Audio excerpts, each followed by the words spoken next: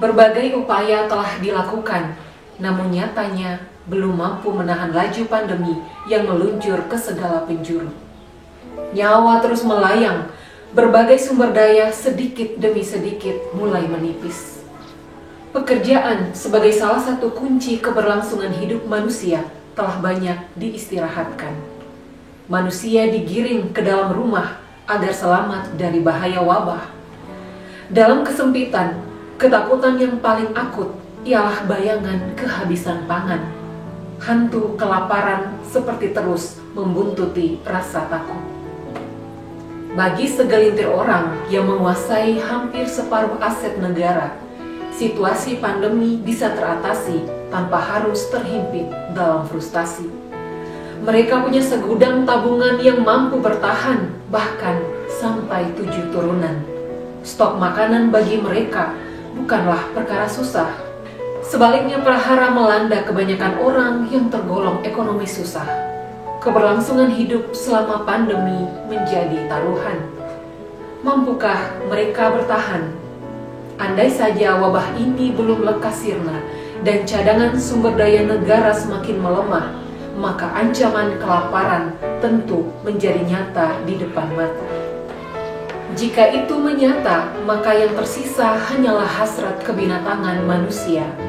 Homo homini lupus, manusia menjadi serigala bagi manusia lainnya, bakal nyata terasa. Ini memang bukan saat yang tepat untuk saling menyalahkan. Karena itu, daripada mengutuk kegelapan, lebih baik kita menyalakan lilin harapan. Optimisme memang harus terus menyala selama masih ada emas yang terpendam dalam diri manusia. Emas itu adalah cinta. There is a place in your heart and I know that it is love.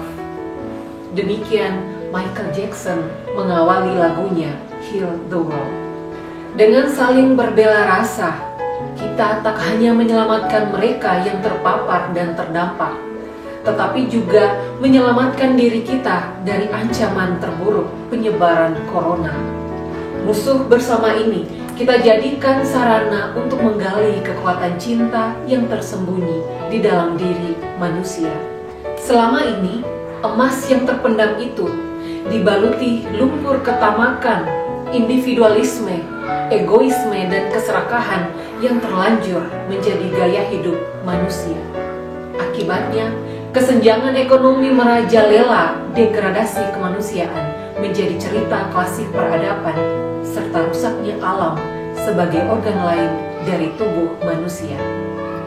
Corona juga berhasil merekatkan solidaritas global yang selama ini dipisahkan oleh persaingan ekonomi dan ideologi. Bahkan Amerika sebagai salah satu negara adidaya harus meminta bala bantuan Cina, rivalnya dalam perang dagang. Sementara di tanah air, dari berbagai kabar kita dapat merasakan bahwa kehadiran corona menyubur tumbuhnya rasa solidaritas antar sesama.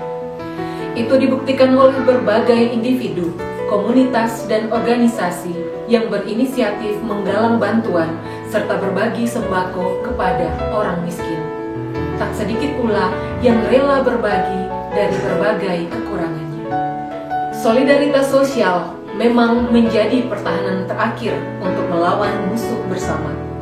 Kehadiran corona setidaknya telah mengembalikan manusia pada hakikatnya sebagai homo socius. Saling berbagi di tengah pandemi memiliki makna eksistensial bahwa kita masih ada sebagai manusia. Kita berbagi, maka kita ada. Kita berbagi, maka kita menang dalam pertempuran. Mari kita terus menyalakan api cinta solidaritas itu sebagai amunisi sosial agar menang dalam perang melawan wabah. Semoga dengan solidaritas yang sama, kita juga menang dalam perang melawan kemiskinan, perdagangan orang, korupsi, dan berbagai ketidakadilan yang terjadi di negeri ini. Saya Justin, sampai jumpa di video editorial Fox NTT berikutnya.